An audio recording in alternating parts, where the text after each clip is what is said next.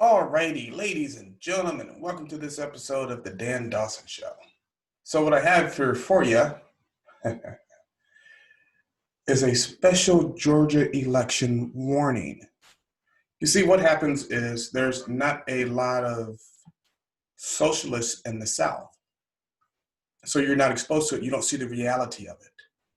So with this video, what I'm going to do is show you out of our city council members' own mouth what this means for your cities, like Atlanta. Just saying. What this actually means when you vote socialist in, when you vote in Democrats, because now they're inseparable. They're the same party, don't get it twisted.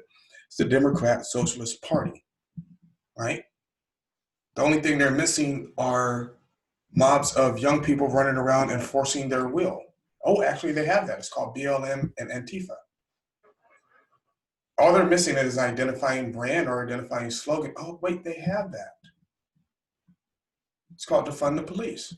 So what happens when you defund your police department and you disarm ordinary citizens is, surprise, surprise, you tend to get a rise in crime. Well, who could have known? Dan would have never thought that. Idiots. So these are the words out of Seattle City Council member Sawant's own mouth. And then after that, I'm going to read you a little article from the very liberal, very left-leaning King 5 News. Good morning, everyone. Thank you for joining us. Over the last several weeks, thousands of ordinary people. They're not ordinary people. Ordinary people want to be safe in the streets. Ordinary people want to go to work, put food on their table, provide for their families, and want their kids and spouses to be safe. Led by Black and brown communities and young workers have taken. Actually, they're mostly young white communities, young white rich communities, but hey, let's not get into that. Into the streets in Seattle and hundreds of thousands more nationwide demanding. Hundreds of more young white people are making Black neighborhoods less safe. Let's just be real about it. An end to systemic police violence and brutality that are. For it to be systemic, you would have to have more than a George Floyd or one case here or one case there. Even with George Floyd, I mean, he's not innocent. It is what it is. Now, that cop should have never put his knee on his neck. That was ridiculous. Ridiculous. And honestly, he should be charged for that. That's irreprehensible. But let's take the Jacob Blake shooting. Justified. Justified. Like I said, I keep saying, the only problem I have with that shooting is the thing the cop did wrong was he didn't keep shooting until the threat stopped. The threat was still moving. Remember, people, you shoot till the threat stops. It's the only way to save yourself. Anyway, let's go along with what this crazy woman's saying. Has ravaged city after city in our entire nation for decades. Actually, what's ravaged city after city is the Black Lives Matter movement. They've destroyed Portland, Seattle. And keep in mind, the riots aren't over here, just that the liberal news isn't reporting them. Portland is still every night having riots. Seattle is still almost every night having riots. Just in Seattle a few nights ago, I want to say Sunday night, 4 people were arrested for destroying storefronts, stealing the ATM, because nothing says a social justice movement like stealing the ATM. They have declared that Black Lives Matter and have demanded nationwide that police departments be defunded by at least 50%. If Black Lives Matter, you wouldn't be defunding police department.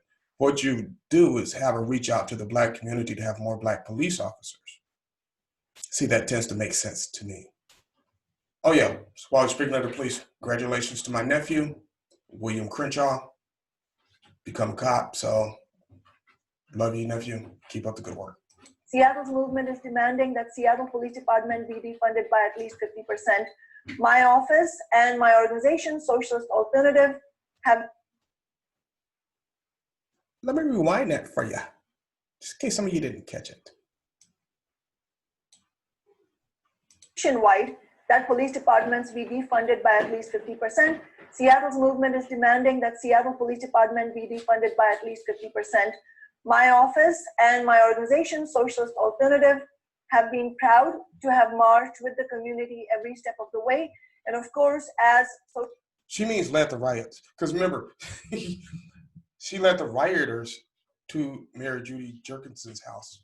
Judy Jerkinson, whatever her name is. Really ridiculous lady there. Socialist City Council member, I have joined the movement that I am a part of in the call to defund the SPD by at least 50%, starting immediately. As a result of the pressure from the George Floyd uprising, 6 of the 8 city council members have now publicly declared that they do to support defunding the SPD by 50%. This is absolutely a welcome step, and it's a victory for the movement. But as the city council now debates changes to the 2020 budget in this summer budget vote, we have yet to see a concrete proposal from any of the other council members to actually achieve what now appears to be a majority support. So today, I am unveiling our budget proposal.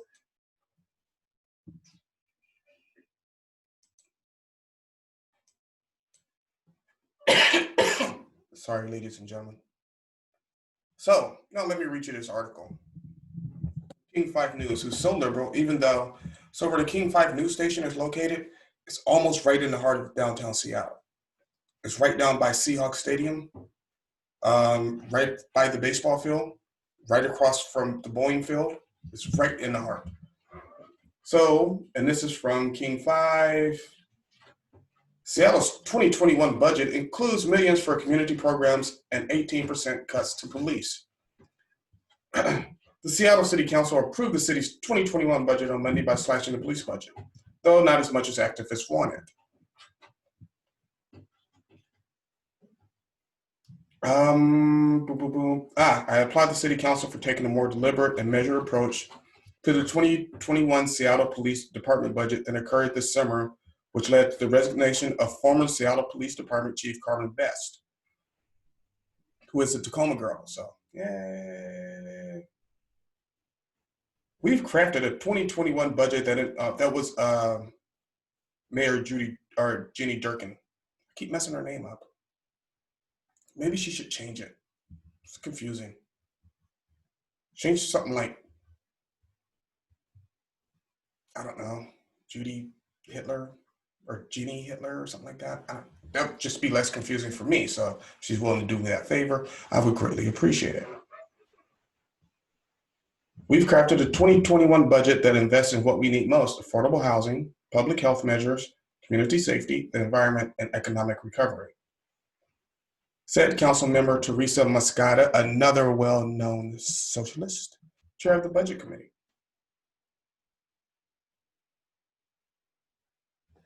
The Seattle Police Officers Guild called the City Council naive and said it would take longer now for officers to respond to 911 calls.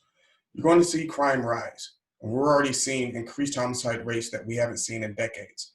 Now, just to be fair, to see this number of murders, robberies, sexual assaults, all kinds of violent crime, you would have to go back to the early 90s. Now, here's what was happening in the early 90s. Remember in the late 80s and early 90s, LA had a major gang problem, all kind of murders. I mean, it was out of control. It was like a war zone. Remember, that's when the Predator 2 was shot in LA.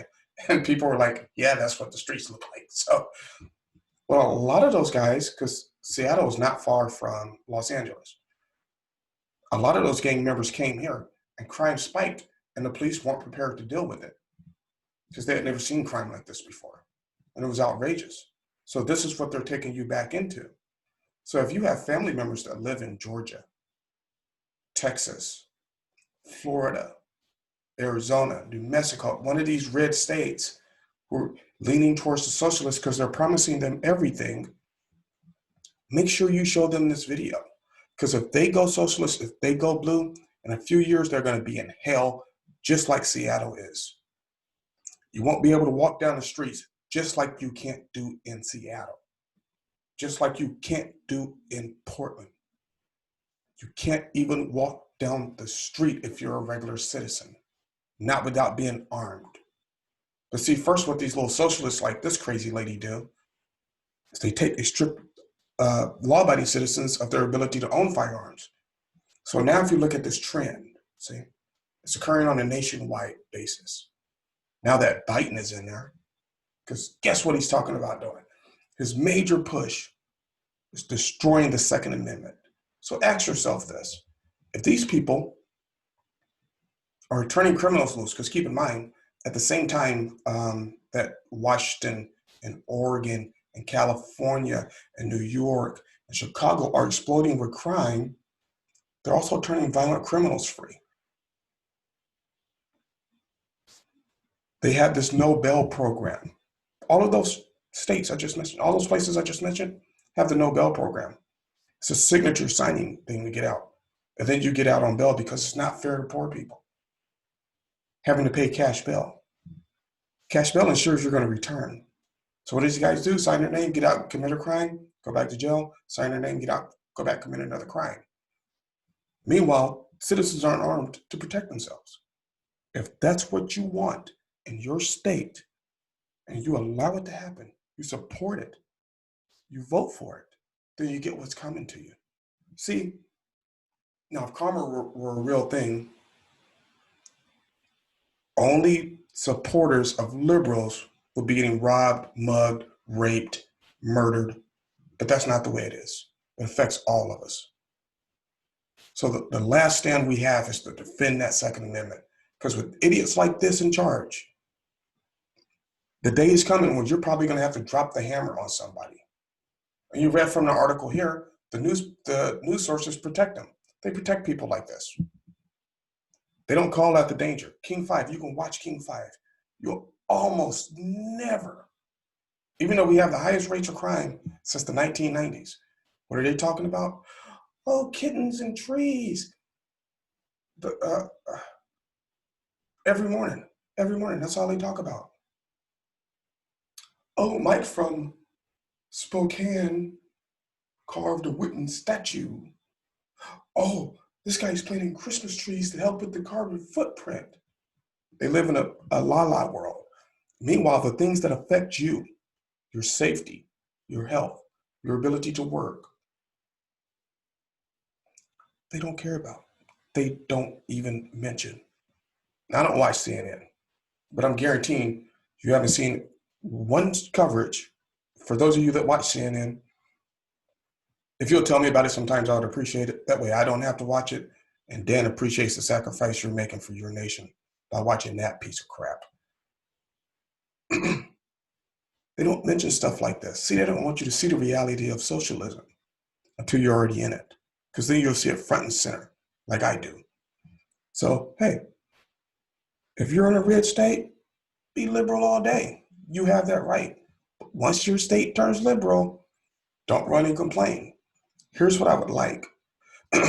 For every liberal that moved to Texas or Florida or Louisiana or Georgia from California, Washington, Oregon, New York, move your ass back.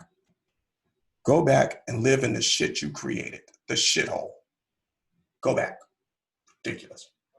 So thank you for watching this episode of the Dan Dawson Show. Like I said, if you have friends in Georgia that are going to vote in this upcoming election, make sure you show them this video.